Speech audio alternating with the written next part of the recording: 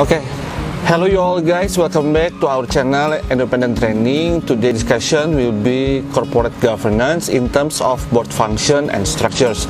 So we should define two perspectives of board structure. The first one will be one-tier board systems and then two-tier board systems. This will be different in each country. So we should determine in our country, for example, in Indonesia, we are using two-tier board system because we have a different structure of law.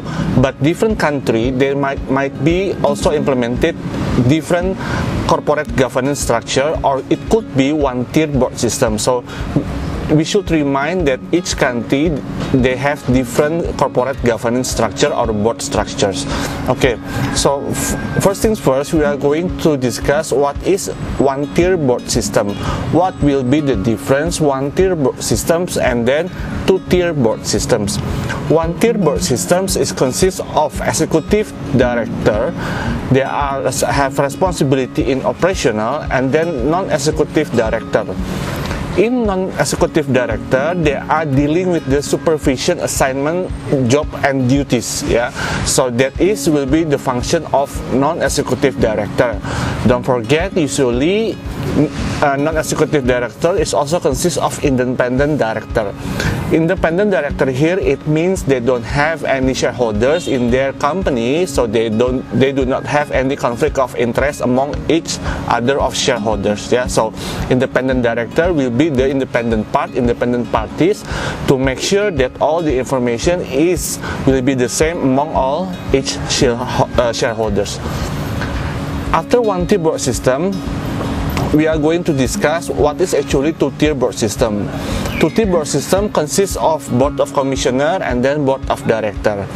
Board of commissioner is representative or shareholders. Yeah, they are dealing with the assignment, with the supervision job, supervision duty, or supervision assignment. Yeah, to make sure all the BOD align with the corporate goals. After the board of commissioner, we have board of director. They are dealing with the operational duties.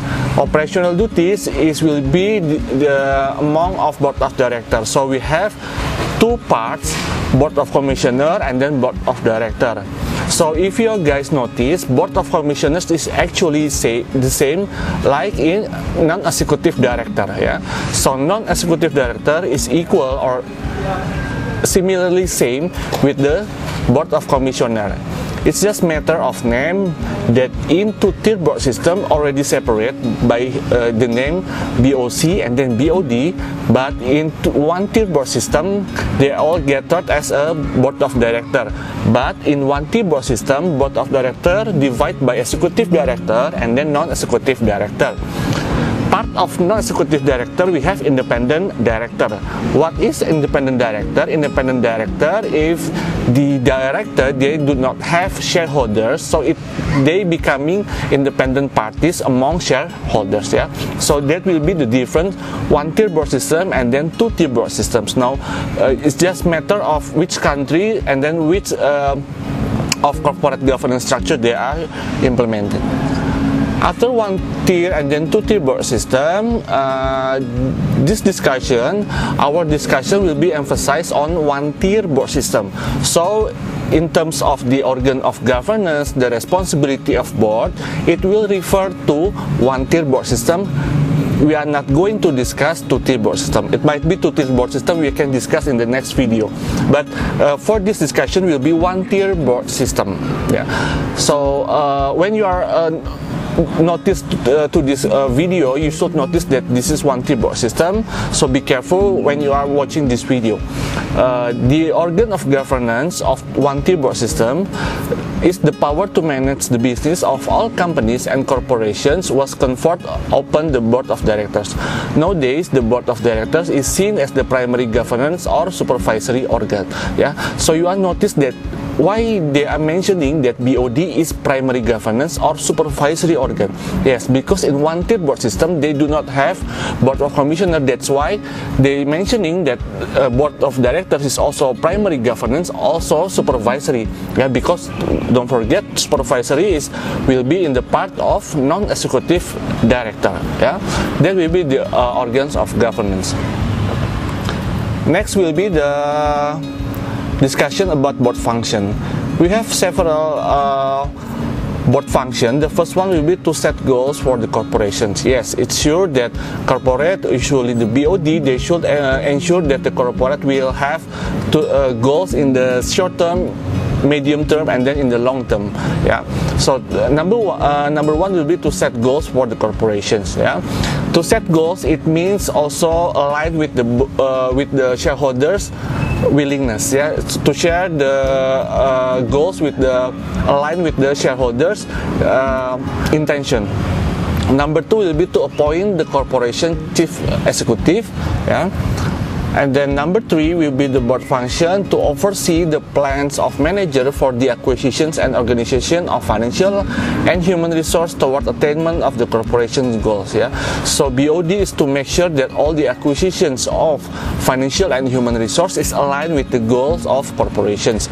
Number five, BOD also will review at the reasonable interval the corporation's progress toward attaining its goals. Yeah, so when you set your goals, it means there should be maintained regularly. We should review regularly to make sure that all our achievement currently is already already aligned with the goals. Yeah, so yeah, because we have three set of period times of goals: short-term goals, medium-term goals, and then long-term goals. Yeah, that will be the board function.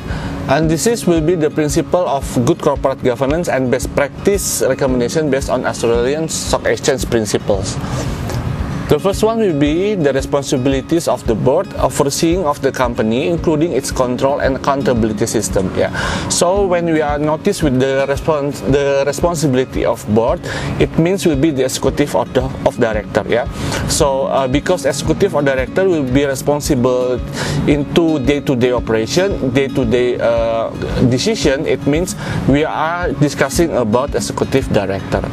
Okay.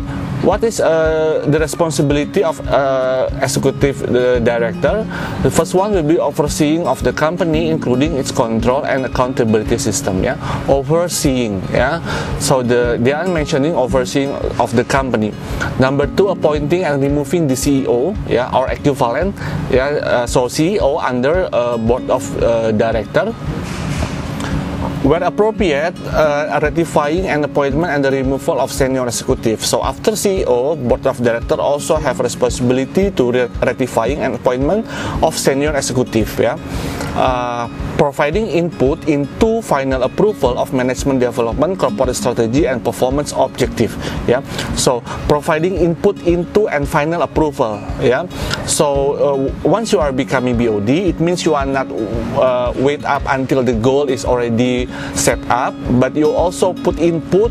You also have to give suggestion how they can achieve goals. Is it achievable to manage by the company? Yeah, so providing input into and final approval of management development of corporate strategy and performance objective. Yeah. Next, reviewing, ratifying, and monitoring system of risk management. Oh, for sure, that responsibility of executive director is also risk management. So risk management is part responsibility of board. Internal control, code of conduct, and legal compliance. So if you are seeing, actually we are expecting that board of directors have helicopter view, bird eye view, that they are already have competency in risk management, internal control, legal compliance, and code of conduct. Yeah. So yes, we are expecting quite comprehensive view. Yeah. monitoring senior executive performance and implementation of strategy for sure, and then ensuring appropriate resources are available to senior executive. Yes, so BOD is make sure to appropriate resources are available to senior executive. Yes, because they are have to dealing with the appropriate human resource. We are going to put the right person in the right place, and then also acquisition of asset. Yeah, so the BODs also make sure when you are acquisition of asset, it means the asset will be useful, will be have long-term added value for the company. And then the last one is approving and monitoring the progress of major capital expenditure.